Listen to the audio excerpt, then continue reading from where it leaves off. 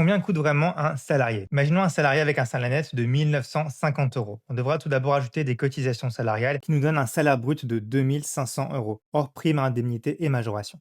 Ensuite, on a forcément des charges patronales, ce qui donnera un coût entreprise à 3225 euros.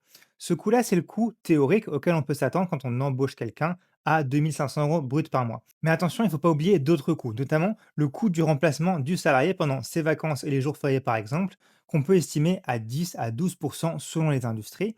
Ici, on arrive donc à ce coût vacances entreprise à 3 550 euros.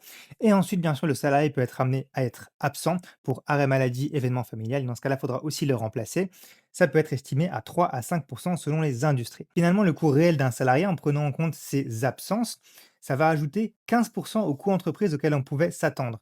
Attention, comme je l'indique ici, il faudrait aussi prendre en compte les primes, indemnités et autres coûts liés à la gestion et aux divers avantages du salarié, par exemple la fiche de paye, la mutuelle, les tickets resto, la visite médicale, etc., pour avoir vraiment une vue d'ensemble. Donc finalement, un salarié, ça coûte cher. Et si tu veux avoir d'autres infos de ce type-là et d'autres schémas intéressants et explicatifs si tu es entrepreneur, tu peux les retrouver dans mon livre Les 101 choses que j'aurais aimé savoir en lançant ma boîte mais qu'on ne dit pas, et qui est disponible en version papier ou en version numérique directement sur mon site. Le lien est disponible sur mon profil.